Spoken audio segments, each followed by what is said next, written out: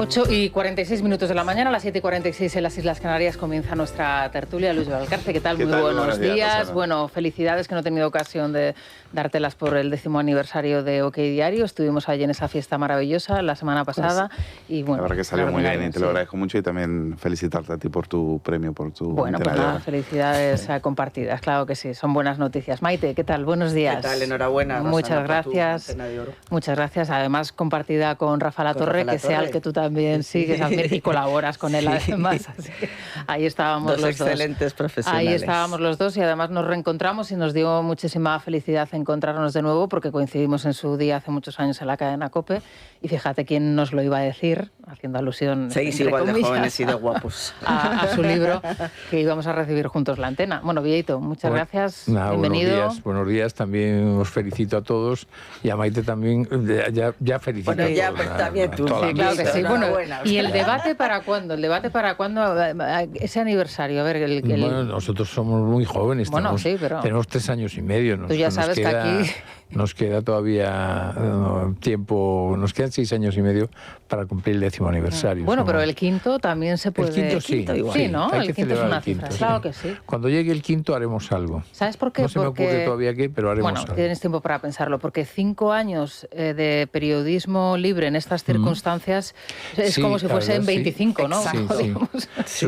Lo hablaba antes con Luis, es decir, que decían que si estamos en una lista negra de Moncloa, digo, hombre, es un timbre de honor, porque estar en una lista negra con el gobierno más antidemocrático de la historia de la democracia española, estar en esa lista es un timbre de honor, es casi una medalla que nos colocan. Claro que sí. Bueno, Daniel Muñoz, buenos días. ¿Qué tal? Muy buenos días. Bueno, Daniel nos comentaba ayer la última hora que nos llegaba desde Luxemburgo con esa lectura del abogado general. Luego vamos a recibir a Juan Chapapría, que es el abogado de Sociedad Civil Catalana. Si os parece, luego a partir de las 9 abordamos esta cuestión. Antes sí que me gustaría saber vuestra opinión sobre esas 6 sesiones a las que hemos asistido, además con muchísima información, mucho detalle, mucha atención en el Tribunal Supremo. Ya ha quedado visto para sentencia, Daniel, el juicio contra el fiscal general del Estado. ¿Cómo lo ve hoy la prensa? ¿Qué lecturas sacan de esas conclusiones? También, por cierto, muy interesantes, que se pudieron escuchar ayer en el tribunal. Pues mira, por ejemplo, nuestro compañero Miguel Ángel Pérez titula lo acontecido ayer en el Tribunal Supremo de la siguiente manera: la defensa del fiscal general apela a La Sexta, El País, El Diario.es y la SER para demostrar su inocencia. Se ampararon en este caso en los testimonios de los periodistas que aseguraron disponer del correo antes de que lo pidiera el fiscal general. Lo aseguraron, pero no lo demostraron. Ayer estaba aquí Miguel Ángel Pérez, hizo hincapié en la importancia que puede tener en una hipotética sentencia condenatoria no la filtración del correo en la noche del 13 de marzo, sino la nota de prensa que dicta el fiscal general y que se publica en las primeras horas del 14 de marzo. Bueno, pues precisamente hoy Beatriz Parera en El Confidencial sostiene que esa nota de prensa complica la absolución del fiscal general, y lo cierto es que durante estas sesiones no solo la defensa, también las acusaciones han puesto mucho énfasis precisamente en esa nota. Álvaro García Ortiz, de hecho, en su declaración, él reiteró que no se filtraron o no se publicaron, no aparecían datos de un particular en esa nota de prensa, cuando no es así. Sí aparecían datos relativos a ese procedimiento judicial entre la Fiscalía y Alberto González Amador por un juicio sobre fraude fiscal. De hecho, el responsable del Colegio de Abogados insiste, nosotros reaccionamos por la nota. La nota. Exacto, no el correo, la nota. Sí. Eso es lo que te iba a decir. En cualquier caso, me quedo con la reflexión que hace hoy Ignacio Camacho en ABC. Él tiene la sensación de que este juicio no va a terminar cuando haya sentencia, ¿no?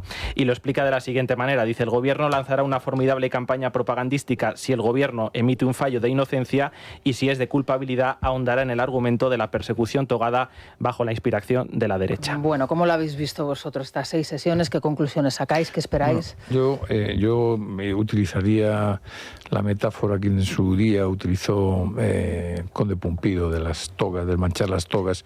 Creo que todavía quedan togas limpias. Es decir, me parece que el Poder Judicial ha demostrado en este momento de la vida de España que es justamente uno de los frenos a los desmanes antidemocráticos de este gobierno. Y entonces creo que habrá que respetar, sea cual sea el fallo. Me parece que está en ese tribunal de 7 hombres, mujeres y hombres buenos, por decirlo de alguna manera. Habrá de todo, pero es la élite de la justicia en este país. Por tanto, yo la sentencia, la que sea, la vamos a respetar. Pero lo que hemos visto los ciudadanos, con el sentido común, lo que hemos escuchado, cuando escuchas al fiscal Salto, que dice que no sabía quién era el señor ese, que por lo cual no entendía aquellas prisas que lo sacaran del partido del Atlético de Madrid, que era un tema absolutamente menor, decía él, porque claro, cuando ven cuestiones en Hacienda están hablando de millones, le habían pedido al señor Carceller 40 años de cárcel, a Sito Pons 27, este era un tema de 300.000 euros que estaban poniéndose de acuerdo y que había un acuerdo. Cuando escuchas a la fiscal Lastra, cuando escuchas al teniente coronel Balas, cuando escuchas al presidente del Colegio de Abogados, pues hombre, podrá ser absuelto, pero la ciudadanía, la gente de la calle, ya fue conformado una figura de un fiscal absolutamente quemado e inhabilitado para defender algo fundamental, y termino ya, algo fundamental que es el derecho de todos los ciudadanos a ser iguales ante la ley, que él lo conculcó de manera abrasiva. Eso exactamente es eso. El problema de este juicio lo que viene a poner, no se trata del novio de Ayuso, la pareja de Ayuso, sino se trata de cualquier ciudadano, que podemos ser víctimas de un poder arbitrario. Ha mencionado Bieito a una serie de personas que efectivamente honran a su profesión, togas limpias. En el caso de fiscal general la tiene embarrada hasta las puñetas, y lo que demuestra, y ahí se ha visto claramente, por un lado una serie de profesionales honestos y por otro constatar que estamos en manos de una mafia. Aquí ha habido una conspiración política desde el primer momento contra Díaz Ayuso, y me refiero a la filtración inicial, que fue la información fiscal, que eso además se ha quedado ahí, de Hacienda, no sabemos de dónde salió esa filtración, para contrarrestar las primeras acusaciones contra Begoña Gómez, la mujer del presidente. Y a partir de ahí ya todo ha sido una especie de contubernio en el que no han dudado en participar periodistas, o sea, de medios afines y, por supuesto, toda la Fiscalía, un sector de la Fiscalía. Entonces, bueno, pues me parece muy dramático el daño que se ha hecho, pase lo que pase con la condena, que yo creo, vamos, en fin, veremos lo que dice el tribunal. Yo también sí creo que hay evidencias para condenarlo, pero en cualquier caso el daño ya está hecho. No hay más que ver la actitud que tuvo el fiscal, cómo se ha molestado, ha procurado dañar él mismo a la institución, insultando y criticando lo personal a, por ejemplo, a la fiscal superior de Madrid, Lastra, esa mirada de desprecio a la UCO, el hecho de ponerse en la misma posición, el hacer valer su posición de fiscal general, desafiando al tribunal. O sea, a mí me parece el tipo un indeseable. No responder a las preguntas. No responder a las preguntas. Y borrar los mensajes. Bueno, eso sí, yo ya, aparte de todo, la filtración, la mentira, el borrado de mensajes y además la destrucción para que no se puedan localizar, es lo que, o sea, es más un comportamiento mafioso que de un fiscal general. Sí, yo creo que han sido 6 días apasionantes para que la opinión pública vea, en un caso que al principio parecía muy complejo y muy enrevesado, que quedó a partir de las mentiras obscenas de la banda esta que urdió esta operación política contra Isabel Díaz Ayuso, sobre todo para que los españoles vean lo que hay en la justicia, que hay togas limpias, pero que hay togas, como decía Bieito y Maite, que no merecen ningún tipo de respeto. Es decir, las cosas que hemos escuchado durante estos 6 días, o sea, cómo decir el tema de los borrados, que hoy, por ejemplo, publicamos en OK Diario que efectivamente esa comisión rogatoria liberada a Google demuestra que García Ortiz hizo un borrado selectivo. No borró todos los correos. Él decía, borro los insultos, como contabais esta mañana. No, es que me insultaban. No, ahí borró lo que no le convenía. Borró el mismo día de la imputación, borra lo que no le convenía. Aquí se ha debatido, y también en otros programas, el tema de la smoking gun. Yo creo que hay evidencias más que suficientes, hombre, que se tapaban entre ellos. Hay que volver a leer la nota de prensa plagada de datos secretos que demuestran que han ido por un ciudadano anónimo como puente para acabar con una rival política. Luis, eso no lo vimos nunca. Ese es un ataque al Estado de Derecho. Hay un dato dentro de la operación de instrumentalización de una información confidencial para utilizarla contra... Yo no solo digo contra Díaz Ayuso, sino contra un ciudadano. Yo pongo mucho acento en el aspecto de que es un ciudadano individual. El señor García Amador era un señor particular, más allá de que tuviesen una relación, que es el hecho de que se filtró de manera calculada y pensada a determinados medios. A nosotros no nos llegó, bueno, a vosotros tampoco, a Libertad Digital tampoco le llegó. ¿A quién le llegó eso? Es que hay que señalar. Bueno, y se filtra para que aparezca publicado, para que después Juan Lobato en la Asamblea pueda atacar a Isabel Díaz Ayuso. Lobato ve la jugada y, por supuesto, lo que hace es irse al notario para... Esa nota que tú recordabas, una nota que reconoce el propio fiscal general del Estado, bueno, lo reconoce la propia directora de comunicación, que es el fiscal el que se la ha dictado. Sí. Esto es un punto importante respecto a la situación que se vive en la Asamblea de Madrid, y es verdad que es otro caso, que digamos que es la vertiente política muy interesante, todo lo que dice Acera, todo lo que dice Lobato, y el posterior testimonio del teniente coronel Balas diciendo no, es que cuando se supo eso no estaba publicado en los medios, es que hay como 30 minutos de diferencia en esa publicación en los medios de comunicación. Es verdad que es otra cuestión que no se estaba juzgando y que en el Tribunal Supremo, pero ¿nos llama la atención que al final la defensa del fiscal se tenga que apoyar en el testimonio de los periodistas, no? Es que los han usado como coartada, y ahí ves efectivamente la jugada, cuando el testimonio de los periodistas es absolutamente intrascendente. Quiero decir, sea verdad o mentira que habían visto que tenían... Primero, que yo no me creo que un periodista... Son 6 periodistas o 7, tienen una exclusiva contra Díaz Ayuso y se la van a guardar en un cajón. Vamos, eso no se lo cree nadie, pero da igual. Al margen de que sea verdad o mentira, es que no importa. Es que eso no quita para que el fiscal general haya dictado esa nota y haya filtrado esa información. Nosotros sabemos, Maite, cómo es la vida de una redacción. Ya tenemos muchos años en este programa. ¿Tú crees que tienes una información exclusiva o una primicia y no la publicas y te coordinas con... Bueno, dijo uno que tenía muchos datos que procesar. Todos nos conocemos, con otros medios para publicar una noticia que es en sí misma una noticia que diferencia a tu medio. Y además, claramente...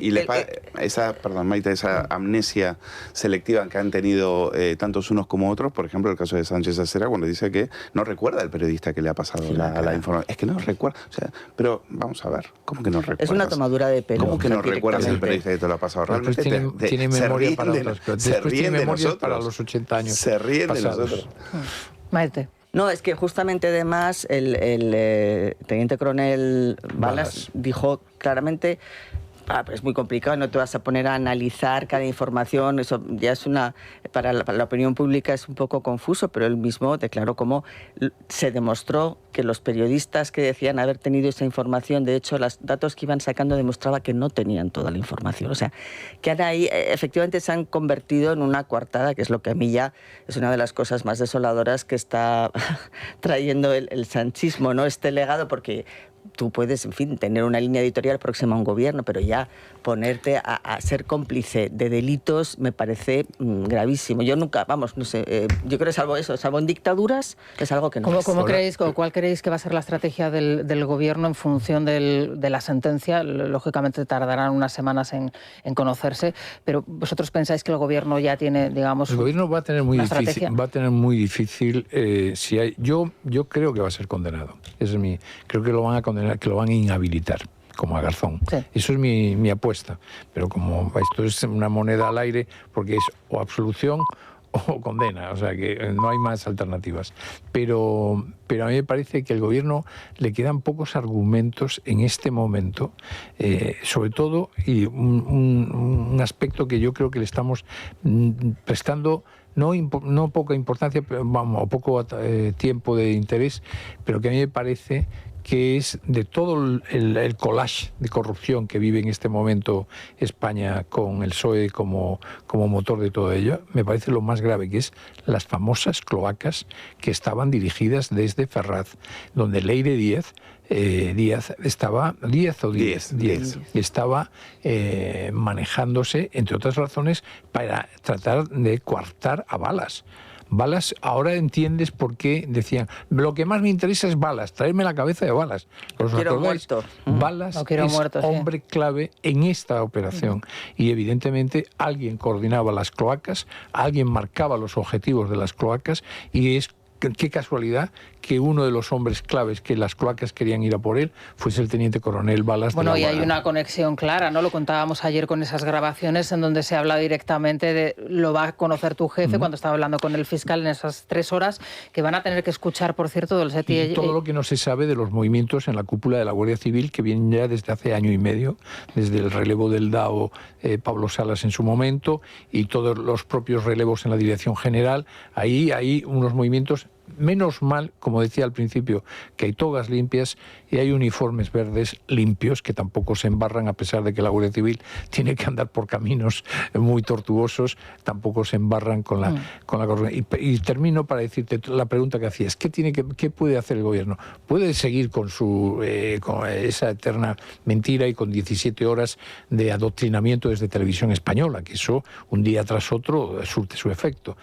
Pero los argumentos ya se le están cayendo porque, claro, tienes a las cloacas, a toda una operación de cloacas desde el partido del gobierno, intentando deslegitimar a guardias civiles, a jueces, a fiscales, a abogados.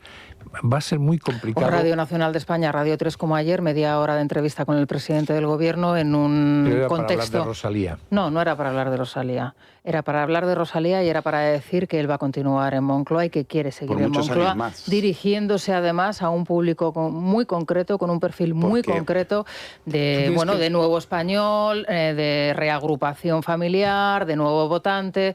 Bueno, es que lo hemos... Están en esa operación de que, como ven que están perdiendo público joven, están intentando captar esas nuevas audiencias y van de guay. La verdad que quedan bastante ridículos cuando Sánchez... Sí, calculan un millón de nuevos votantes. Es un análisis muy votantes, complejo de demografía que habría que estudiar bastante. Sí, pero es verdad que el público joven pero ese voto lo están perdiendo. Siempre lo tuvieron y es la primera vez que lo están perdiendo a chorros. La causa por la que lo está perdiendo es que desde las familias con una visión de la vida de la izquierda han decidido no tener hijos.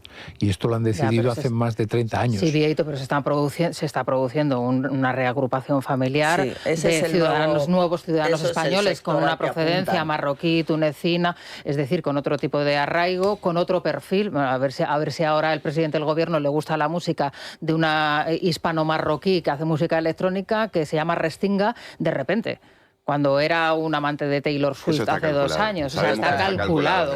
No hay nada que no calcule este hombre. A mí lo que sí, para cerrar un poco lo que va a pasar ahora, qué puede hacer el gobierno, puede seguir haciendo mucho daño, en el sentido de que este juicio no acaba aquí y, sobre todo, si la sentencia es condenatoria, vamos a tener otra andanada de ataques a la justicia por parte de los mismos sectores de siempre, gobierno, la prensa afín, y va a ser otra vez un bombardeo de deslegitimación de la justicia. Bueno, la matraca del lawfare, ¿no? Escucharemos el lawfare hasta... Ya tuvimos hasta en la sopa. Una sentencia de inhabilitación a Garzón. En España no creas, lo dice siempre. Lo siguen llevando en la televisión para Federico, que pontifique. En España no hay muchos casos de corrupción en el mundo de la justicia, de corrupción ya sea económica o política. Sí. Este es un caso de corrupción. Hay pocos casos, lo dice siempre Federico aquí. Dice, es el único país donde apenas se abren expedientes disciplinarios a los jueces. Hombre, ¿no? Y es el único país, yo no sé qué otro país puede haber un juez como Garzón, que ha sido inhabilitado con una mujer exfiscal general, que se les ha agravado con las cloacas policiales. Y que le pasa una factura a PDVSA, empresa petrolera venezolana, de 5 millones de euros, como concepto relaciones con la Fiscalía. Ahí no se ha metido mano. Es que le promete sus relaciones con la Fiscalía. Por eso Pero bueno, este señor, que además sobre todo ha sido inhabilitado por prevaricación, lo tienes en televisiones nacionales dando doctrina. Sí. Entonces, eso me parece tan... O sea, como el papel de los medios de comunicación, de verdad, es una vergüenza. Vamos a recomendar el Colacel. Vamos a hacer un paréntesis. Me comentabas, Vieito, me comentabais que está lloviendo de manera intensa en toda la ciudad de Madrid, en el centro peninsular en general, porque también en toda la Sierra de Madrid, toda la Sierra Norte, Ávila, se está lloviendo mucho. Mucha precaución, por favor, si tienen que coger el coche. Y vamos, el Colacel para ustedes, para que lo lleven con paciencia. ¿Qué tal? Muy buenos días. Hoy quiero hablar de la piel, pero desde un punto de vista integrativo. Es decir, quiero proponer a nuestra audiencia a que den un paso más allá y que cuando quieran cuidar del órgano más extenso, miren hacia el interior, no solo para cuidar la piel que vemos, sino también para cuidar los tejidos que envuelven todo el organismo, que también envejecen, aunque no lo veamos.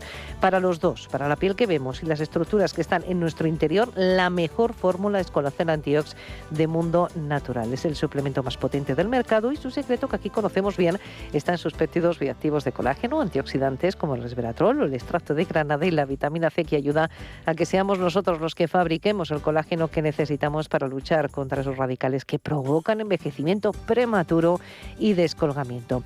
El resultado, pues eficiencia contra el estrés oxidativo, dejando cao a los radicales libres. Pregunten a su dietista farmacéutico por Colágeno Antiox de Mundo Natural, también en el Corte Inglés, en las parafarmacias del Corte Inglés. Pueden llamar al teléfono de información, pedidos y asesoramiento gratuito 91-446-0000, en la web parafarmaciamundonatural.es, y si lo prefieren, sencillísimo, en la aplicación móvil de Mundo Natural. Mundo Natural. Es La Mañana de Federico. Es radio. Catálogo de juguetes del Corte Inglés, que ya lo tenemos. ¿Qué tal, Naya? Buenos días. Buenos días. Ya hemos elegido lo que queremos cada uno, y por suerte para los que van a regalar, hasta el 23 de noviembre en Hipercor y en el Corte Inglés, todos los juguetes tienen un 25% de regalo para comprar más juguetes del 18 al 31 de diciembre. Vamos a encontrar sin problema todos los juguetes, los más buscados. Hemos contado varias veces la casa de muñecas de Gaby, la taquilla secreta de Kitty Secrets, el Tamagotchi Paradise, el temible dinosaurio T-Rex interactivo, el robot Titan Fury de Super Things, todos los que te gustan, Rosana. Sí, pero todo como muy agresivo, ¿no? O sea, no sé, me pasa a mí, ¿no? Sí, un poco. Sí, ¿no? Un poquito. Bueno, 25% de regalo en Hipercor y en el Corte Inglés. También te reservan los juguetes, te los mandan a casa, recogida en tienda si lo prefieres. Se pueden comprar en la tienda, en la web y en la aplicación. Nos ha quedado ya muy claro que tú te has pedido un Lego. Sí. A ser posible muy grande, un gran Lego. Sí. Bueno, lo reiteramos, lo repetimos aquí para que los duendes... Sí, claro. Sí, yo soy de Reyes. Los reyes están siempre muy atentos. Claro que sí, los pajes. Es La Mañana. Es radio. Mucha precaución con el tiempo, porque está lloviendo, además lo hace de manera intensa, generalizada en todo el país, pero especialmente en el centro peninsular. Así que mucha precaución, y en el norte de la provincia de Cáceres, en la Sierra de Madrid y en Ávila.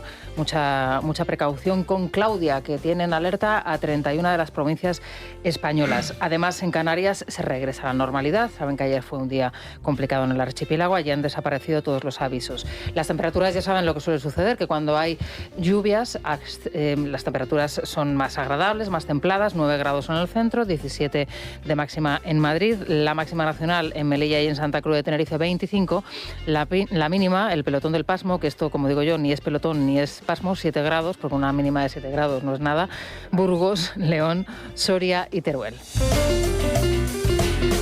¿Qué tal, Bea? Buenos días de nuevo. Muy buenas. ¿Cómo abre la bolsa? Bueno, pues el IBEX 35 mantiene la tendencia a la baja de ayer. El selectivo madrileño pierde en estos momentos un 1% y cotiza por debajo de los 16.400 puntos. Sí que es verdad que en nuestro selectivo no hay mucho peso de las tecnológicas, pero bueno, todo se contagia. Ya vimos ayer pérdidas en los índices tecnológicos mundiales, en el Nasdaq y en el Nikkei. Y en España acabamos de conocer el dato del IPC de octubre. El mes pasado, bueno, pues los precios subieron un 3,1%. Esto está por encima de la media europea y viene a confirmar que un mes más somos un poquito más pobres. Bueno, vamos a seguir leyéndote, por supuesto, y vamos a seguir informándonos en el radio. Gracias. Me acuerdo y pienso en el tiempo que llevábamos sin vernos. Dos niños pequeños que lo sentían todo. Yo lo sigo sintiendo hoy por ti. ¿Qué tal, Luis? ¿Qué tal? La Muy noticia buenos de días. interés cultural empieza ya, ¿no? Empieza ¿no? Ya. Hoy tenemos que hablar de la vuelta de Dani Martín Madre a los mía. escenarios. El artista arranca este viernes su gira en el Movistar Arena de la capital con el primero de los 10 conciertos que dará en el recinto y con todas las entradas agotadas para rendir homenaje a su trayectoria. Todo ello con un repertorio que promete clásicos y muchas sorpresas. Bueno, todo vendido desde hace mucho tiempo. Eso es. Casi desde hace un año. O sea, que esto sí que es Es que hay un afán, ¿verdad?, por ir a vivir experiencias, sí, Bueno, porque la gente quiere conciertos. vivir fundamentalmente experiencias. Ya. Sí. Tú ahora mismo le dices, entre una chaqueta y un concierto, prefieren el concierto. para un chaval joven. Bueno, depende de la chaqueta también, te Hombre, dirían, sí, ¿no? sí, sí. Y del concierto, claro. Hombre, vamos a ver, si lo relativizamos todo, estoy de acuerdo contigo. Pero como norma, la gente ha decidido querer participar en las experiencias más que tener objetos. Bueno, enseguida vamos a recibir a Juan Chapapría aquí en el estudio. Él es el abogado de Sociedad Civil Catalana. Tenemos que hablar sobre ese informe del abogado general ayer escuchado en Luxemburgo, que la verdad es que nos lo estaba relatando en directo ayer aquí Dani, y no tuvimos tiempo de abordar la cuestión, pero luego es cierto que nos dejó a todos un poco fríos. Hoy, ¿cómo se recibe en la prensa? Vamos a leer los titulares y enseguida le preguntamos a Chapapría. Bueno, pues lo primero que hay que destacar es que este dictamen del abogado general se impone en las portadas al juicio contra el fiscal general del Estado. Es muy importante, ¿sí? La prensa interpreta casi de manera unánime que favorece al gobierno y a Puigdemont, aunque con matices. Por ejemplo, La Vanguardia titula en portada "Nuevo paso de la justicia europea en favor de la amnistía". El País en la misma línea. Es muy llamativo hoy el editorial del País porque destaca el hecho de que el abogado rechace en su escrito que se trate de una autoamnistía. Pero es que a renglón seguido el propio diario enmienda esa teoría cuando se refiere a la amnistía de la siguiente manera: como la ley que permitió que la actual legislatura comenzara a andar. Claro, bueno, y la ley que fue redactada por los mismos que se autoamnistiaron. Claro. Es que claro. Bueno, pero decía que hay matices porque no está tan claro el futuro de Carles Puigdemont. ABC, por ejemplo, habla en su editorial de un dictamen incierto. Varios analistas puntualizan que el abogado no dice que la malversación sea un delito amnistiable. Lo que dice es que el uso de fondos para el procés no comprometió en este caso los intereses financieros de la Unión Europea. Varios medios, no solo el ABC, también por ejemplo el Debate, no descartan el siguiente escenario, y es que en un momento dado, aunque el Tribunal de Justicia de la Unión Europea haga suyo el dictamen del abogado general, el Tribunal Supremo no comparta la interpretación que se hace sobre el delito de malversación y plantee una nueva cuestión prejudicial para que le aclaren ese asunto, y eso alargaría en este caso el proceso e impediría el regreso a España. Bueno, una valoración muy rápida. A mí lo que me preocupa de esto, vamos a entrar ya en el tema, como lo explicó Pablo Plana sobre quién era Stillman y demás, pero ¿cómo puede ser que un informe jurídico de la Unión Europea sea interpretable por dos lados? Es decir, pueda dar lugar a lo uno o a lo otro, como si fuera una encíclica papal que da lugar para todo tipo de lecturas. O sea, un informe jurídico o dice una cosa o dice la otra. Lo que no entiendo es que haya argumentos para, yo creo que es bastante claro, no comparto el optimismo que tienen otros como Sociedad Catalana, de decir que no, que aquí, que esto, para mí está claro que le han puesto una alfombra roja a Puigdemont para que entre por la puerta del Tribunal Constitucional y regrese a España de cajón, y habrá que ver si eso no nos hemos dado un tiro en el pie pensando que la Unión Europea, porque esto ya es recurrente, y lo contaba Pablo Planas recordando el caso de Spillman con la etarra Inés del Río, con 60 etarras, este hombre ha liberado, o sea, si por algo es conocido en la carrera judicial es por liberar terroristas. Sí, entonces hay que preguntarse, y sobre todo todos aquellos que creen todavía que Europa es el aval, la garantía del Estado de Derecho. O sea,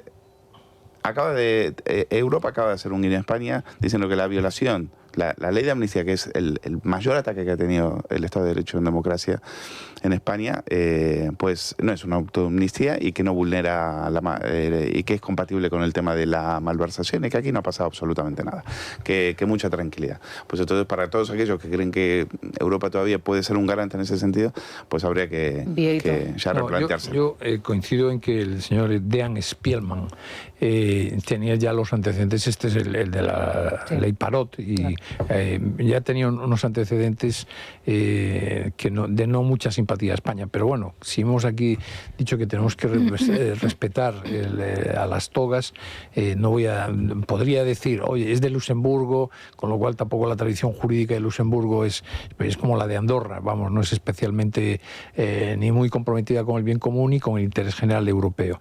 Pero dicho esto, efectivamente, lo que él viene a decir, dice dos cosas: no compromete, lo apuntabas, dinero comunitario. Es decir, la malversación no compromete dinero comunitario. Pero dice también que es contraria al derecho comunitario. Es decir, que ahí da una de cal y otra de arena, y cada uno la ha querido interpretar. Como ocurre siempre con este gobierno, como hicieron con la declaración de la Comisión de Venecia, se ha agarrado a que ya puerta abierta para que venga Puigdemont. Puigdemont de momento no va a venir. De momento se tiene que quedar en casa. Maite. La ambigüedad calculado la confusión, era cómico ayer cuando sale la noticia y reviso los titulares de los medios, entonces iban desde que el abogado de la UE concluye que la ley de amnistía no choca con los intereses financieros de la Unión, ni con la lucha contra el terrorismo y que no es autoamnistía, a los abogados critican los plazos de la amnistía, el abogado general, pero no ataca los pilares de la ley, a el abogado dictamina que la amnistía no afecta a intereses, pero vulnera las leyes procesales, a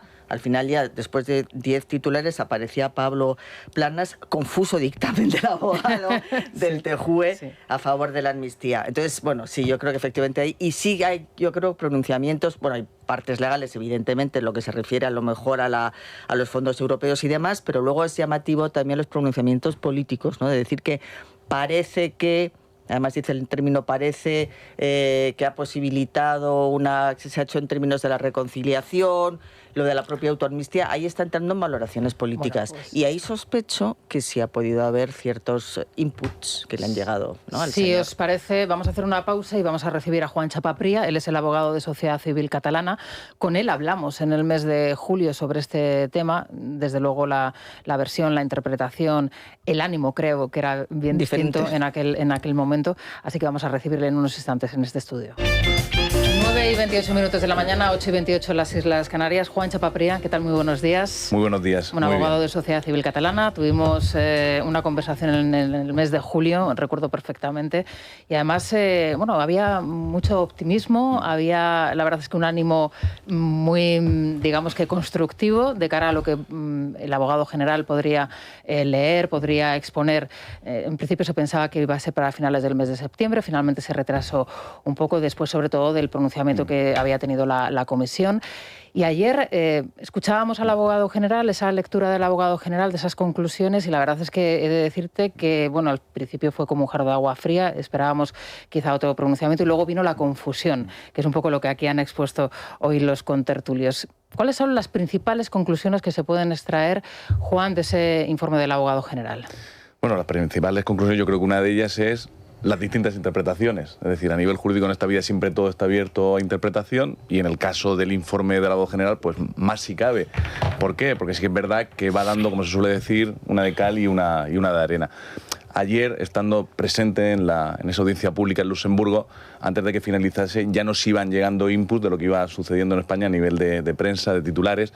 Claro, cada uno sacaba el titular que yo creo que a su interés mejor beneficiaba la interpretación del informe general. Pero lo cierto es que yo creo que lo que hubo ayer en medios de comunicación y lo que hay hoy es una lectura que ha hecho el gobierno y quienes les apoyan esta legislatura solo político. Es decir, ellos se quedan con que el abogado general, eso sí que es cierto, no se puede negar, ha dicho que no ve una autoamnistía. En ese aspecto es cierto, eso es lo que hay. Ahora, con la cuestión de la malversación, no estoy en nada conforme con lo que se está diciendo. Sé que hoy, por ejemplo, ya hay algunas crónicas, algunas editoriales que ya sí que matiza, porque lo cierto y la verdad es que lo que dice el abogado general con respecto a la malversación es que como se ha producido, dice que no hay malversación porque no se comprueba que hayan fondos europeos afectados. Ya, porque no se ha comprobado. Es que el objeto en el Tribunal de Cuentas no era comprobar si habían fondos europeos que estuviesen en peligro, porque no era eso objeto de investigación el Tribunal de Cuentas. Entonces, bueno, yo creo que hay mucha interpretación, yo creo que deja una puerta abierta a que la causa, una vez que haya sentencia, se vuelva con unas diligencias finales al Tribunal de Cuentas, porque la tutela judicial efectiva ha sido vulnerada procesalmente en España con esa ley de amnistía si entrase en vigor aplicándose al procedimiento del Tribunal de Cuentas. Bueno, aquí lo que tenemos que dejar claro es que lo que dice el abogado general no tiene por qué ser, digamos, que norma ni cumplido al 100%. Sí que es verdad que hay un alto porcentaje de posibilidades que así sea, debido a la experiencia que se tiene anteriormente, pero también hay otras dos cuestiones que me gustaría plantearte, y son los casos, las causas abiertas, Tribunal de Cuentas, Audiencia Nacional, la cuestión de la malversación, la cuestión de los CDR. ¿Eso qué proceso lleva ahora mismo? ¿En qué situación está? Y si es la ventana, digamos, de que se queda abierta, ¿no?, a la esperanza por parte de Sociedad Civil Catalana y los intereses. Vale. Sociedad Civil Catalana, que es quien formulamos una primera cuestión prejudicial que fue aceptada por el Tribunal de Cuentas, por la consejera, y que a su vez el Tribunal de Cuentas elevó como cuestión prejudicial al Tribunal de Justicia de la Unión Europea. Entendemos que nosotros somos optimistas con esa cuestión, ¿vale?, con la cuestión de la malversación. Sí que es verdad que con la cuestión segunda que había perjudicial, tema de terrorismo, etc., CDR en la Audiencia Nacional, nosotros formamos parte de una pieza en la Audiencia Nacional también, pero no elevamos cuestión perjudicial, ahí sí que ha sido mucho más, digamos, contundente en su informe. Como bien has dicho, el informe no es preceptivo, no es vinculante. Se suele decir que es lo que a lo mejor ha generado también un poquito más de desazón, digamos, entre quienes nos aglutinamos en torno al sector constitucionalista en España, de decir, oye, no nos viene bien porque además entendemos que en el 80% de los casos se sigue un poco las pautas que marca jurídicamente el abogado general con respecto a la sentencia posterior de los jueces. Bueno, pues en este caso será el 20% que no se cumple el rigor de continuar con el marco jurídico que fija el abogado general para que los jueces emitan su sentencia. Es decir, yo soy optimista, pero no por una cuestión que me toque procesalmente defender hoy aquí, sino porque, como todos ustedes saben, desde el minuto 1 que el procedimiento que nos deviene, que es el del Tribunal de Cuentas, pues ha sido totalmente torpedeado desde el Ejecutivo y desde el Parlamento español. Eso es obvio. Es decir, tenemos un procedimiento del Tribunal de Cuentas que a la misma vez que se estaba tramitando, que no se había realizado ni siquiera una audiencia previa, se estaba modificando el Código Penal para que ese procedimiento no continuase. Salvamos el primer escollo, que era difícil. Eso era más difícil que lo de hoy, salvar el informe de abogado general. Con posterioridad, pasamos la audiencia previa, tenemos que cerrar la vista y comienza la tramitación de la amnistía. Y comienza la injerencia nuevamente de que debe paralizarse el procedimiento, que no se debe cerrar la vista. Hemos salvado, permítame la expresión, todas las bolas de partido y hemos continuado. Y al final ha salido todo bien y hemos ido al Tribunal de Justicia de la Unión Europea, se ha cerrado la vista, una exposición brillante por parte de la Comisión con respecto a la autoamnistía que da más que sólidos fundamentos para que los jueces, en su sentencia del próximo mes, mes y medio, no sigan el criterio que ha fijado en su informe general el abogado. Claro, pero da la sensación, y esta es la última cuestión que le planteo, porque quiero dar paso, lógicamente, a los contertulios también para que le puedan plantear preguntas, que no aprendemos, ¿no? Estaba escuchando anteriormente a Santiago González y él decía, Europa no va a hacer nada que no se haya hecho ya en España. Y por otro lado, claro, tenemos un personaje, que es el abogado general, que tiene una trayectoria, además una trayectoria que ha sido dramática, nefasta para los intereses de los constitucionalistas y de la democracia en España, de los que defendemos las libertades, y sin embargo parece que nos aferramos a una situación que la historia nos tendría que decir que no vayamos por ese camino, porque esto ya lo hemos vivido, ¿no? Es que, por desgracia, nuestros sistemas de garantías en España han fallado. Han fallado, pero no porque las instituciones fallen, no porque la independencia judicial falle, sino porque tenemos un gobierno y una coalición de gobierno, de socios, que la acompañan esta legislatura, que han ido directamente a entrar en colisión con lo que son nuestras instituciones y la independencia judicial. Claro, en ese aspecto, claro, es que no podemos hacer nada. Y lo explicaba, lo voy a nombrar a José María Aznar en una entrevista hace unos días. Dice que ahora tenemos que ser conscientes que hasta que no vuelvan unas elecciones hay cosas que no podemos cambiar, que son irreversibles. Y yo estoy conforme con lo que dijo el expresidente. A partir de ahí, las instituciones europeas, pues las instituciones europeas tienen que cumplir una labor, y hoy la única esperanza que nos queda es el fallo de resolución definitiva de los jueces del TJUE. Yo, como he dicho, y no voy a cansar de repetirlo, soy optimista en lo que vaya a pasar. Yo soy de los que piensan que ese 20% en las veces que discrepa el informe con la sentencia posterior de los jueces, en este caso se va a cumplir. Entre otras cosas porque, si no, yo creo que son conscientes también en Europa de la difícil tarea que pueden tener por delante en casos análogos. En casos análogos que puedan pasar en otros Estados miembros. Yo creo que una ley de amnistía, como se ha configurado aquí, que pueda tener un encaje jurídico y que pueda el abogado general, incluso algunos jueces, pensar que no entra en colisión la autoamnistía como se ha tramitado aquí, como se ha aprobado en España con los tratados y legislación europea, lo puede entender. Ahora, lo que tendrían que bajarse es al terreno y ver cómo realmente y por qué se ha aprobado esa ley en España. Como se ha aprobado esa ley en España, sí que no cumple con ningún parámetro, porque no había ninguna situación de conflicto. Porque más allá de que en el Parlamento español, es decir, en el Congreso de los Diputados, no hubiese directamente un diputado que se beneficiase, lo que es cierto y verdad y es innegable es que esa ley se aprueba porque determinados responsables políticos al margen, es decir, sin acta de diputado, se beneficiaban y eran quienes daban las instrucciones a sus diputados para llegar a ese pacto. Eso está claro y eso no puede tener encaje en unas democracias modernas como las que formamos parte de la Unión Europea. Y yo creo que el TJUE, quiero pensar que fallará en consecuencia. Maite Rico. Sí, a mí lo que me ha sorprendido de la sentencia es la frase esa de que parece haberse aprobado la ley de amnistía, dice Spillman, en un contexto real de reconciliación política y social y no constituye autoamnistía. Yo a esto no le veo un pronunciamiento jurídico, le veo un pronunciamiento esencialmente político. Es más, me parece casi de argumentario. del gobierno. Entonces, me sorprende que un abogado use estos argumentos políticos de parte. No, totalmente, pero totalmente de acuerdo. Es decir, ahí no hay ninguna fundamentación, ni ningún tecnicismo jurídico, ni procesal. Hay una valoración personal, que además es una valoración política. Una valoración política alejada de la realidad que vivimos todos los españoles, que venimos viviendo en los últimos años, y que es una realidad simplemente, digamos, de alegato de una parte. Que eso va, la contra es, aquí tiene usted los 7 votos. O sea, que es la evidencia Bueno, es otra, por eso, ¿no? que en ese caso concreto, sin querer entrar a valorar al abogado general, entre otras cosas, porque para mí, por motivos obvios, siendo parte del procedimiento, no puedo hacerlo, pero sí que es verdad que ha cogido alguna línea argumental, ¿no?, de lo que viene diciendo el gobierno y sobre todo lo que vienen diciendo los separatistas, ¿no?, que es una cuestión simplemente de reconciliación. Y en el proceso no sé dónde está la ahora, reconciliación. frente al tribunal, vosotros podéis alegar algo, ya no. El informe va y ya es el propio tribunal el que... Ya no cabe, ninguna de las partes pueden ya dirigirse al tribunal. ¿Cuál es el escenario, buenos días, cuál es el escenario más optimista? Ahora, si una resolución final os da la razón, a partir de ahora, ¿esto dónde volvería? ¿El Tribunal de Cuentas? Exacto. Es decir, nuestra valoración, y no digo la más optimista, porque la mía particular, a nivel jurídico, no personal, a nivel jurídico más optimista, sería una propia sentencia que reconozca también todos los fundamentos rigurosos que expuso el abogado de la Comisión Europea con respecto a la autoamnistía. Y quiero pensar que puede pasar.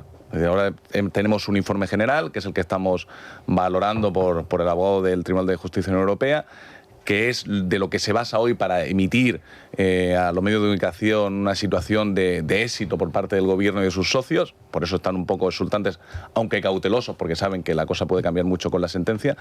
Pero mi optimismo va hasta, por la fundamentación jurídica, a que pueda esa sentencia reconocer que ha habido una autoamnistía. Y yo creo que eso puede ocurrir en la sentencia. Y yéndome simplemente al plano de lo que hoy puedo valorar jurídicamente con ese informe, es que la causa, por la cuestión de malversación, vuelva otra vez como diligencias finales al Tribunal de Cuentas. Y sinceramente creo que es lo que va a pasar al 90%. Eso, en resumen, ¿en qué se trasladaría? Que Carles Puigdemont no podría volver a España durante el 26. Luego ya que a lo mejor el Tribunal de Cuentas, con sus diligencias finales, al final no seamos capaces entre todos de conseguir demostrar documentalmente que han habido fondos de la Unión Europea afectados, eso ya será otra cuestión. Pero que la causa va a volver al Tribunal de Cuentas casi al 90%.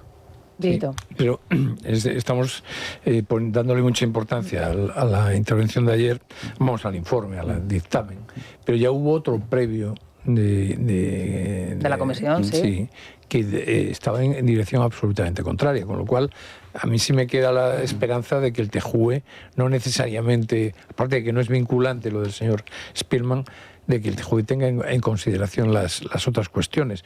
Y lo que sí quería preguntarle era, hay una evidencia, que es que eso de que se ha solucionado el problema en Cataluña es mentira. Ellos mismos, la gente de Junts, dice, lo vamos a volver a hacer. Entonces, ¿dónde está solucionado el problema? Por eso yo quiero pensar totalmente de acuerdo con usted también en la exposición de decir, oye, vamos a ser muy claros. Ayer fue una situación de éxito, entre comillas, a nivel de comunicación para poder lanzar un mensaje positivo del relato del gobierno y de sus socios independentistas. Sí, correcto, no podemos negar la mayor. Pero el informe no es vinculante. Es decir, es que tampoco tenemos por qué cogernos solo a ese 20%. Es que los jueces hoy, sin a lo mejor haberse sentado a deliberar y redactar su sentencia, su fallo, que más o menos ya lo tendrán pergeñado, pues probablemente vaya a lo mejor muy alejado de lo que es ese informe, ¿no?, del abogado general.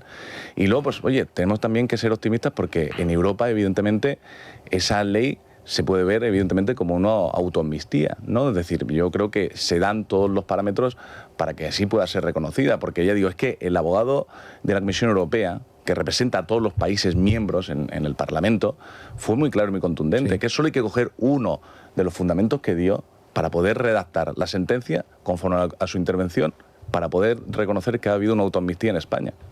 Daniel Muñoz. Es un asunto muy farragoso, así que me gustaría concretar al menos dos dudas. Se plantea hoy la posibilidad efectivamente de que el Tribunal Supremo presente una cuestión prejudicial si no comparte la sentencia del TJUE en lo relativo a la malversación.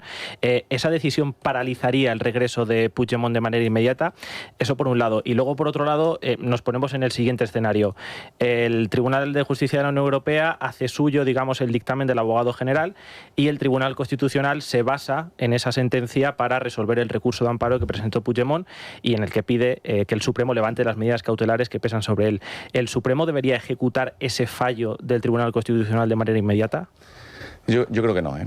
Yo creo que no, y yo creo que además el Tribunal Supremo, en este caso la Sala Segunda, va a esperar, como es obvio y tiene que hacerlo preceptivo, esperarse a la resolución del Tribunal de Justicia de la Unión Europea. A posteriori, y según como sea ese fallo, pues elevará o no una cuestión prejudicial nuevamente al Tribunal de Justicia de la Unión Europea con otras cuestiones que no se hayan tenido en cuenta en este procedimiento con respecto a la malversación.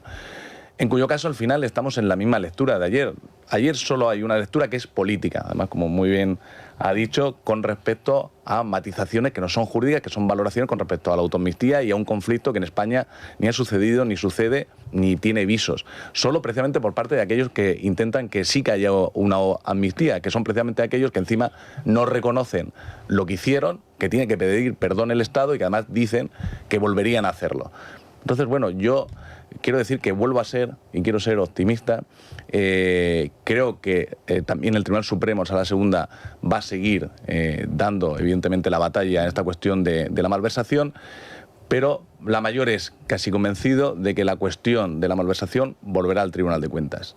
En resumen, Carles Puigdemont en los próximos meses no va a volver a España. En resumen, no hay nada de éxito real que celebrar entre gobierno y sus socios, porque no va a haber nada que darles a cambio, porque Carles Puigdemont va a seguir sin poder volver a España. Usted representa a la sociedad civil catalana. ¿Han recibido presiones por parte del gobierno? En mi caso, ninguna. ¿En su caso, ninguna? Lo digo con esa contundencia porque podría decir que muchas, por lo que he contado antes de la injerencia insólita en un país como es España, una democracia consolidada, con independencia judicial, con respecto al procedimiento del Tribunal de Cuentas. Y podría decir que todas, pero directamente no. ¿Por qué el informe del abogado destaca en uno de los puntos que sociedad civil catalana, es decir, que la ley de amnistía quiere expulsar a sociedad civil catalana como un actor principal en esta cuestión, en este proceso? Hombre, yo creo que es un actor molesto. Es decir, yo creo que si una de las cosas hoy podemos, y si me permiten todos ponerlo en valor, si hoy estamos aquí, es decir, todos los constitucionalistas, yo no hago partidismo ni sesgo, porque yo creo que aquí lo que está en juego ha sido la estabilidad y credibilidad de nuestras instituciones, de nuestra democracia, del Estado de Derecho, de la separación de poderes, de la independencia judicial. Y quien ha defendido todo eso, y en su día será justo también reconocerlo, uno es sociedad civil catalana, si no estaríamos en el Tribunal de Justicia de la Unión Europea y probablemente la ley de amnistía ya habría entrado con todos sus efectos negativos para nuestro país en vigor.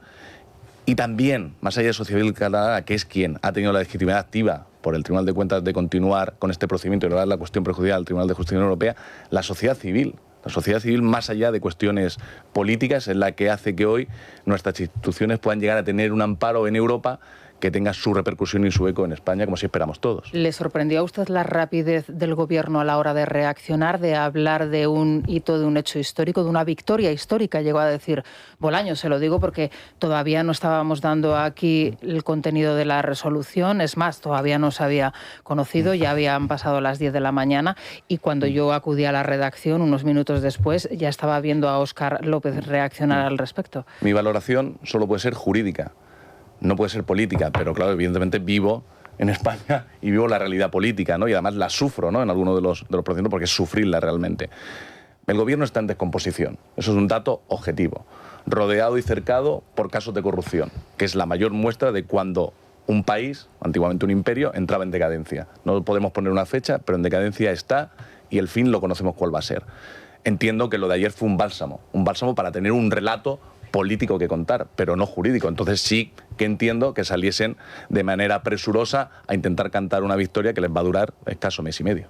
Bueno, Silvia Ribeiro, con los oyentes, me imagino que muchas preguntas, ¿no?, en el contestador. Pues fíjate, más que preguntas, valoraciones, y después de comentar el contenido del dictamen del abogado general de la Unión Europea sobre la ley de amnistía, ha provocado que crezca la desconfianza en la justicia y la desafección hacia Europa. Solo uno de nuestros oyentes mantiene la fe y cree que todavía es posible que la sentencia del TJUE no avale la medida. Hacemos una pausa y les escuchamos.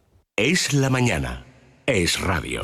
Bueno, es curioso, Silvia, porque nos comentabas que mucho comentario, mucha, digamos, pesimismo por parte de la audiencia después de conocer ayer esa información. Bueno, Veremos a ver si siempre hay lugar para la esperanza, ¿no? Pero vamos a escucharles. Es uno de los oyentes el que la mantiene, porque la inmensa mayoría creen que la sentencia del TJUE dará la razón al gobierno y a los golpistas, como el abogado general, y que la consecuencia directa e inevitable será el regreso del fugado Puigdemont a España. Algunos están convencidos que incluso se comerá el turrón con Marcela, aquí, en Gerona. No creo. Esto no ha sido nada más que echar gasolina a un coche que está con las ruedas pinchadas y que va por un pedregal. Este coche no puede ir a ningún sitio. Este coche se termina parando. Este gobierno se termina parando. Está muy claro que la Unión Europea son nuestros enemigos. O sea, el que un golpista como Puigdemont se haya escondido dentro de nuestra casa de Europa, porque no se tuvo que ir a Senegal, ni a Mali, ni nada, demuestra que nosotros entramos en unas condiciones que no deberíamos haberlo hecho nunca en la Unión Europea. ¿Acaso estamos en Europa para que venga un señor a santificar el terrorismo callejero y el golpismo? Es indudable que en Europa hay una célula, concretamente en Bruselas, encargada de cargarse España. Como antecedentes, pues ya se ha dicho, la doctrina Parot. Por supuesto que el tribunal va a dictar sentencia en el mismo sentido que ha hecho el informe el abogado del TJUE. Porque al final Europa pues se ha demostrado que su política es de que cada país se averigüe lo suyo y no esperamos nada. A mí hay determinados factores que me huelen a chamusquina. ¿Es casualidad que haya sido el mismo abogado que dictó la resolución en contra de los intereses de España y a favor de los terroristas de ETA? ¿Es casualidad que sea belga y Puigdemont esté residiendo en Waterloo, Bélgica? No sé. A mí aquí los hechos le preceden a este hombre y a mí no me huele bien, sinceramente. Yo la verdad es que lo que estoy perdiendo es las ganas de creer en la justicia y yo creo que es lo que está consiguiendo este gobierno y es lo que quieren. Que una sentencia dependa de la ideología del juez me parece increíble. Yo creo que la justicia debería ser justa y todos deberían llegar a la misma conclusión. Una persona es culpable con unas muestras o con otras. No depende de si el señor de Bruselas tiene una ideología o tiene otra, o el fiscal general es de un partido o es de otro. Yo creo que todo no está perdido, ni mucho menos. Lo único que hay que enviar al Tribunal de la Unión Europea son los vídeos del actual gobierno en los que todos, por unanimidad, coincidieron antes de las elecciones en que la amnistía era absolutamente inconstitucional. La verdad es que sí, que creo que cada vez está más cerca de España porque creo que el TJUE va a aceptar la decisión de este abogado. Que haya matices, pues sí, pero en definitiva va a poder volver. Pues al Puigdemont sí, y además va a venir a España y le van a cantar eso de vuelve a casa, vuelve por Navidad, seguro. Bueno, me parece preocupante, ¿no? Porque sí que noto mucha desazón en la audiencia, mucho pesimismo y además me preocupa especialmente el que haya una desafección de las instituciones europeas, ¿no? Que parece bastante evidente, ¿no? Por las oyentes que hemos escuchado los comentarios. Pues sí, es decir, lo más triste es que evidentemente haya esa desafección hacia nuestra justicia, nuestras instituciones nacionales, pero también las europeas como último salvavidas que tenemos siempre cuando se producen determinados desmanes en los Estados miembros, ¿no? Yo si no estuviese en la posición en la que estoy y conociese lo que ha sido el procedimiento y hubiese analizado ayer ya en Luxemburgo el informe, tendría exactamente la opinión o la misma opinión que han tenido quienes han intervenido, han enviado sus mensajes. Pero yo a ellos les lanzo el siguiente mensaje que no es solo de optimismo, sino es de hechos fundados. El procedimiento creo que se va a ganar. Lo importante creo que además es que Carles Puigdemont en los próximos meses no va a volver a España. Ayer solo fue una lectura política y que la fundamentación jurídica con respecto a la malversación nos da pie y fundamentos sólidos y creíbles para pensar que la causa va a volver al Tribunal de Cuentas. Por lo tanto, seguirá el procedimiento. Por lo tanto, Carles Puigdemont no podrá venir a España y en enero o febrero el gobierno y sus socios no tendrán absolutamente nada que celebrar. Esto es un gobierno que va, como decía el primero de los oyentes, un coche en llamas puesta abajo y así va a continuar hasta que se dé contra la pared en cuanto termine esa cuesta, ¿no? Entonces, optimismo. Yo quiero lanzar ese mensaje, como he empezado también, a todo el sector constitucionalista, a los demócratas que confían más allá de lo que está haciendo el gobierno en esta legislatura, que creen en nuestras instituciones, en la separación de poderes, en la independencia judicial en nuestro Estado de Derecho, que deben de seguir confiando. Bueno, pues ojalá sea así. Juan Chapapría, para enero me comentabas que probablemente tendremos ya esa resolución definitiva, ¿no? Ahí no se podrá recurrir, ya será de obligado cumplimiento, ¿no? Y bueno, Correcto. con ese procedimiento que nos has contado, bueno, pues estaremos muy pendientes y te volveremos otra vez a invitar aquí al estudio. Muchas gracias por habernos aclarado todas las dudas. Oye, y por, no sé, dar un poquito de optimismo en esta historia, que ya ves cómo está la audiencia y cómo lo percibe, ¿no? el ciudadano. Nos vamos a ir al súper del Corte Inglés. Siempre nos queda el supermercado, Naya. Siempre queda Supercor, Hipercor, Supermercado Corte Inglés. Llega Navidad y vamos a llenar el carrito, vamos a ser previsores. 25% de regalo por compras superiores a 10 euros en toda la bodega. Los bombones, los turrones, los panetones, los dulces de Navidad. Esto es lo que le gusta a Daniel Muñoz, ¿no? Sí. El adelanto de la Navidad. El 14 de noviembre, sí. Bueno, en una bonificación canjeable del 20 de noviembre al 3 de diciembre por compras superiores a 40 euros en esos mismos productos, excepto las cestas y los lotes de Navidad. Loncheado de bellota ibérico 50% raza ibérica Sotoalbos, llevas 3 por 24,25. El salmón noruego ASC por medios o enteros a 11,95 el kilo. Además, segunda unidad en todos los bombones Lindor al 50% de descuento. También los detergentes Skip y suavizantes Mimosin tienen segunda unidad al 70% de descuento. Y broche final, 1 millón de euros en premios aniversario de Supercor, Hipercor y Supermercado El Corte Inglés hasta el 19 de noviembre en la tienda, en la web y en la aplicación. Bueno, muy bien, Naya, muchas gracias. Juan, muchísimas gracias por acompañarnos. Vamos a hacer una pausa y nos vamos a las noticias. Es La Mañana de Federico. Es radio. Son las 10 en punto de la mañana, las 9 en las Islas Canarias. ¿Qué tal, Sergio Eras? Buenos días. Muy buenos días. ¿Por dónde pasa la información hasta ahora? Tras 6 sesiones y 2 semanas, el juicio al fiscal general del Estado ha quedado visto para sentencia, pero evidentemente va a seguir dando mucho que hablar durante bastante tiempo. Hoy mismo, el ministro de Presidencia, Justicia y Relaciones con las Cortes, Félix Bolaños, asiste a la Comisión de Justicia del Congreso para presentar el proyecto de ley orgánica de enjuiciamiento criminal. Bueno, pues antes ha atendido a los medios de comunicación. Ayer el juicio quedó visto para sentencia, ahora es el momento de confiar en la justicia, de confiar en la Sala Segunda y de tener un poco de paciencia para que conozcamos el fallo del juicio que se ha celebrado estos días. El ministro hacía estas declaraciones, como decíamos, a su llegada a la Comisión de Justicia, donde todavía sigue interviniendo. Lo va a hacer sin límite de tiempo y hasta el momento lo más relevante es la defensa que ha hecho de la ley de enjuiciamiento criminal, la conocida como Ley Bolaños, a pesar de la oposición de gran parte de los magistrados de este país. Y precisamente sobre este mismo tema, y digamos que con un tono algo distinto que el propio Bolaños, sobre los magistrados también ha hablado Patxi López, que se le ha preguntado directamente qué cree que va a ocurrir con la sentencia. Pues absolutamente absolutoria. Yo es que este juicio yo no le he encontrado ni pies ni cabeza, que se inicia en base a un tío que dice que este es culpable, que además viene por órdenes de Moncloa y que luego dice que no, que él es intuición, con informes de la UCO que el otro día vimos que estaban recortados en unas partes y que de los cientos de personas posibles que podían haber hecho esa filtración, investigan solo a una. ¿Está cuestionando usted el papel de la UCO? No, yo estoy diciendo lo que vimos. Yo no cuestiono el papel de nadie, además confío mucho en la Guardia Civil y confío mucho incluso en la justicia, pues que podían haber hecho también otras investigaciones. Yo respeto siempre la justicia y las decisiones de la justicia, pero también son criticables. No, pues que a veces también parece que son entes de luz a los que no se les puede decir nada. Bueno, Patxi López es que cada vez que habla sube el pan. Ya, por eso la inflación está clara. Sí, es alucinante, ¿no? Dice, entes de luz, ahora son entes de luz la justicia, ¿no? Hombre, lo que no puede hacer el presidente del gobierno es en mitad de un proceso conceder una entrevista a su órgano de propaganda y decir que el fiscal general del Estado es inocente, ¿no?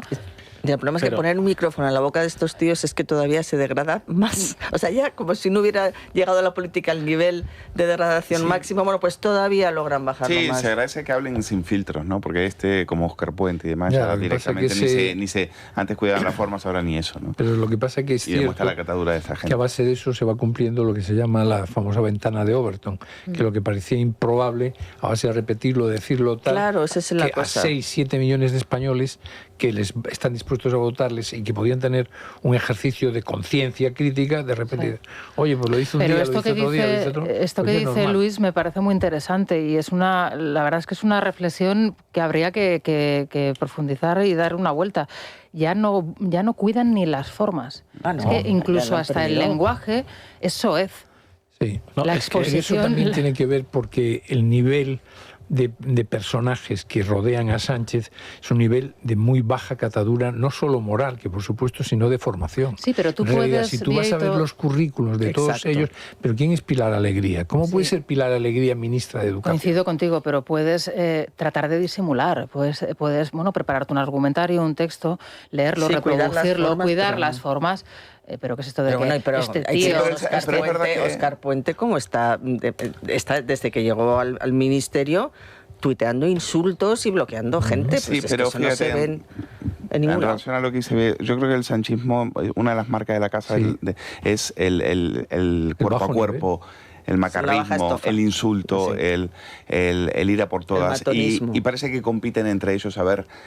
Si me está escuchando Sánchez, ¿Quién es más macarra? ¿No? A ver quién queda más macarra, quién queda más guarro, quién pero queda... ¿por qué habla Pachi López de informes de la UCO recortados? Porque eso no se ha visto en este juicio. Es verdad que el otro día le preguntaron a uno de los agentes, no sé si al teniente coronel Balas, ¿por qué ha investigado usted al fiscal general? Y él lo explicó con claridad, porque la fiscalía es una institución jerarquizada y porque la mayoría de los indicios pesaban sobre él.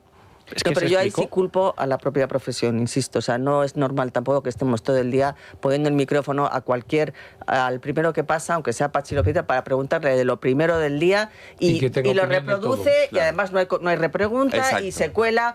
A mí me parece pero porque también es el periodismo declarativo, ¿no? Pero en eso llevamos muchos años, Maite. Sí, no, pero antes se les preguntaba por temas de interés y sobre todo cuando había más nivel, pues todavía podía ser y sobre algo. todo... Ahora están intoxicando permanentemente y nosotros tragándonos la intoxicación y sacándola. No, y son los mismos sujetos que cuando no les gustan las preguntas dicen, yo a cierta gente no le respondo. Exacto. Bueno, el deterioro de la libertad de expresión en España es tremendo. Claro. Y la actuación de las asociaciones de la prensa en general, no solo la de Madrid en general, es lamentable. La de Madrid todavía se salva, la FAP es una broma. Es decir, que no se le que estén, a usted no le contesto, usted no es periodista, pero ¿usted quién es? Oiga, que nosotros tenemos... Le están pagando, le estamos pagando el sueldo. Pero ¿quién es usted para dar carnés de credibilidad de periodistas? ¿Quién es y quién no es periodista? ¿Quién tiene o no derecho a preguntar? A mí me parece intolerable lo que está pasando en España. Son esos mismos periodistas que después premian a Merche Espirúa y dicen que es la más simpática del Merche Espirúa, que es la autora del titular después de Ortega Lara vuelve a la prisión, al suelo. Teniéndolo más de 500 días allí y dispuestos a dejarlo allí, si no es por la Guardia Civil. Cuando se ha referido, el alma de Merche Espirúa. Cuando se ha referido a lo de entes de luz, que ha sido una frase que ha llamado la atención durante la propia entrevista, también ha dicho que ya le ha llegado la querella del juez Peinado por llamarle prevaricador a Pachi López. O sea que esto decía Pachi, y si bien parte de la corrupción cerca al gobierno central, también lo hace con la trama navarra. Ayer María Chivite, la presidenta, en el debate sobre el estado de la comunidad foral, sacaba pecho y negaba cualquier tipo de corrupción diciendo que son todo bulos. Hoy ha estado en la SER, dice que no ha hablado con Santos Cerdán desde su detención, que querría preguntarle muchas cosas, pero sobre quién sí ha hablado desde el fiscal, o más bien, al igual que ha hecho Pachi López, como hemos podido escuchar, ha hablado de la UCO y de los jueces. Yo, mantengo, ¿no? Y es mi creencia, que el fiscal es inocente, y creo que las pruebas que se han presentado contra él pues son bastante circunstanciales. Y creo que también, ¿no?, en esto que hablábamos de ganar credibilidad en las instituciones, porque al final son la esencia de nuestra democracia, creo que en este juicio quien ha salido debilitado son las instituciones en general, ¿no? Tanto el procedimiento del juicio como, por lo que hemos podido ver de algunos de los informes de la UCO. Bueno, si quiere ir a hablar con Sardán, que vaya a llevarlo a la cárcel. Las pruebas circunstanciales o son endebles, o circunstanciales quiere decir que tienen que ver con un lugar del tiempo. Exacto. O sea, no entendí muy bien lo de las pruebas circunstanciales. Y ese tono que ahora, no sé si es porque está deprimida, porque efectivamente le viene una encima, o es la moda que ha impuesto Sánchez, que alguien les ha dicho, tenéis que hablar así, bajito. Como yo, sí. Y tal, pero... Sánchez después, cuando se pone colérico, que es muy colérico, no creéis que habla así, ¿eh? Puede ser. Desde luego a Pachi López la orden no le ha llegado, porque también le hemos escuchado y era otro del tono. Pero bueno, Isabel González, ¿qué tal? Buenos días. Sí, hablan en Radio 3, ¿verdad? Ah, vale, sí. Bueno, eso que haces tú es otra cosa. Famoso. Bueno, nosotros tenemos 2 horas por delante de programa. Vamos por supuesto, a abordar temas interesantísimos en la Crónica Rosa.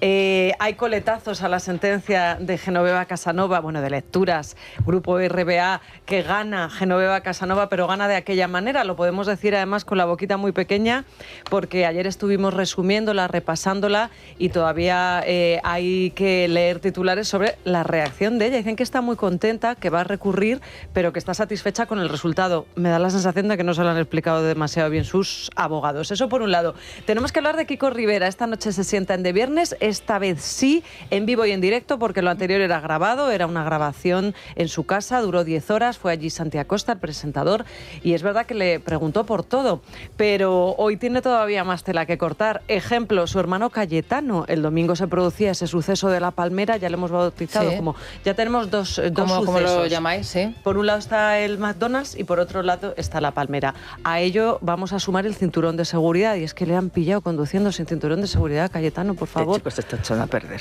Si es que además sabe que tiene una cámara aquí, en el cogote. Vamos a centrar el tiro. Si es que estás siendo observado, pues compórtate o por lo menos inténtalo. Y además en algo que es tan sencillo, ¿no? Yo creo que es que los coches no deberían ni arrancar si no tienen el cinturón de seguridad conectado. Pero bueno, entiendo que la industria del automóvil ahora mismo está con ganas de ahogarme. Bueno, pues va a hablar de Cayetano. Me imagino que va a hablar de Cayetano.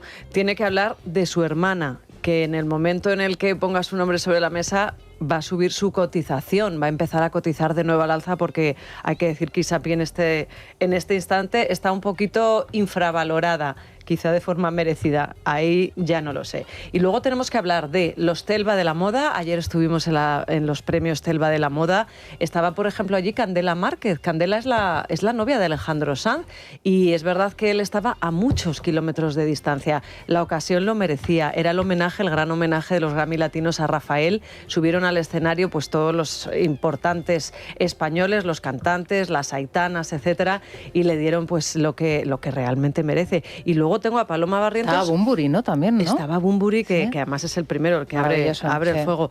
Está deseando hablar de lo de Rubiales, así que yo le voy a poner el micro abierto y que cuente lo que quiera. ¿Pero quién, Paloma? Paloma Barrientos está emocionada con el tema de Rubiales. ¿Con lo del huevo? ¿Con el huevo? Bueno, porque dicen que el autor es un tío. Su tío. ¿no? Tío, sí. Dice Paloma eso. Dice, vaya cena de Navidad van a tener. No, y además en plena gripe aviar. Pero no. El huevo. Encima. Claro que está. Al precio del huevo. Pero no el tío con el que ya tuvo un enfrentamiento, ¿eh? Es otro tío. O sea que, bueno, claro, es que fíjate no tú. Es su tío Juan, que es el que le traicionó, es su tío Luis. Su tío Luis. ¿Y tiene más tíos? No, yo lo digo porque si tiene más tíos. Atención, tíos de Luis Rubiales, por favor, que el huevo está muy caro. Está muy caro. Pero yo ya sé que puede molestar a algunos sectores. Estoy de acuerdo con Rubiales, que ha dicho que no le va a pedir disculpas a Jenny Hermoso, y yo también estoy de acuerdo, visto lo visto. De todas formas. Es que lo vio el mundo entero. Yo no creo que aquello se pudiera traducir en lo que después se tradujo. Isabel, de todas formas, tú eres un poco traicionera, porque el primer comentario que has hecho, según has entrado en la redacción esta madrugada, ha sido joder de Luis Rubiales, ¿eh? Tú también venías con lo del huevo, pero venía yo calentita, sí. Oye, pero fijasteis que no movía una ceja, a mí me impresionó, ¿eh? Cuando le empiezan a llevar los huevos, mira así, le tiene localizado.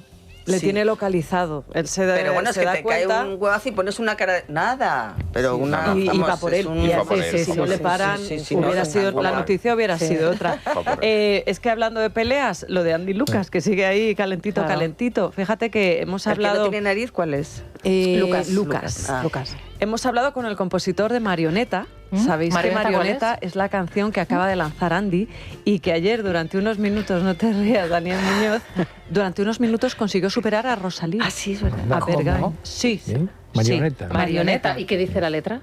Bueno, la letra es una fantasía. Se dedican todos a hacer ajustes de cuentas con sus novias, con sus queridos. Pero es que no la ha ex. compuesto Andy, esa es la gracia, pero bueno, claro. Pero, ojo, entonces tenemos todos los detalles. Oye, pero qué maravilla, ¿no? Manuel Alejandro le compuso a Rocío Dúrcal cuando ella terminó con Pedro Carrasco. Se nos rompió el amor. Y la de... Uy, a ver, ¿es esto que suena? A ver. ¿Sí?